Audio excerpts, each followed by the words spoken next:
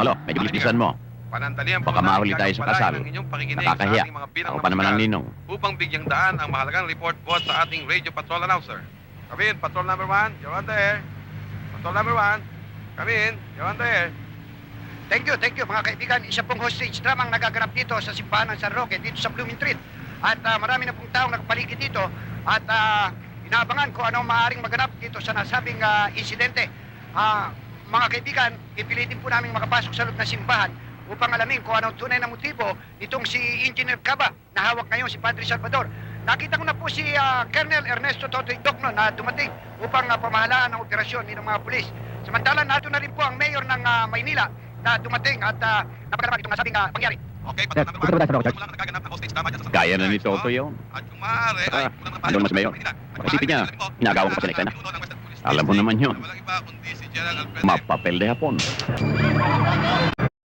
Magpapasok kayo! Yung radio announcer! Okay, kailangan.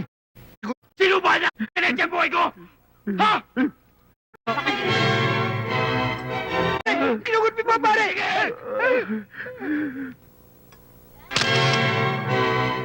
Oh, ano, nag-enjoy ba kayo dito? Saan ba? Hello. Ang mahal mo yun.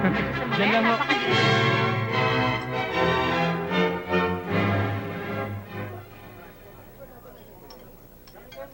Alam mo pare, kanina, habang lumalakad kami ng anak ko patungong altar,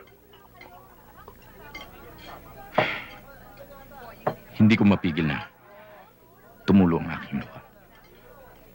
Natural lang yan sa isang ama, pare.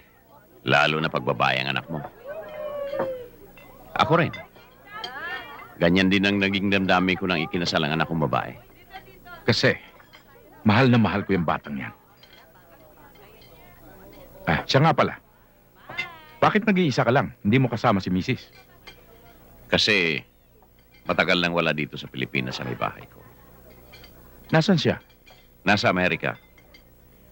Doon na siya naninirahan kasama ang aming mga anak.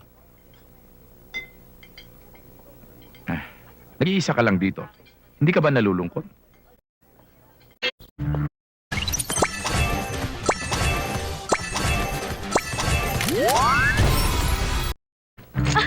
Kuitas ko. Oh! Tulungan niyo naman ako. Inagawa ko. Ano kong pawisan?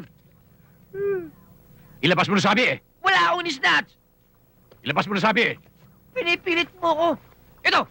Gusto mo? Ha?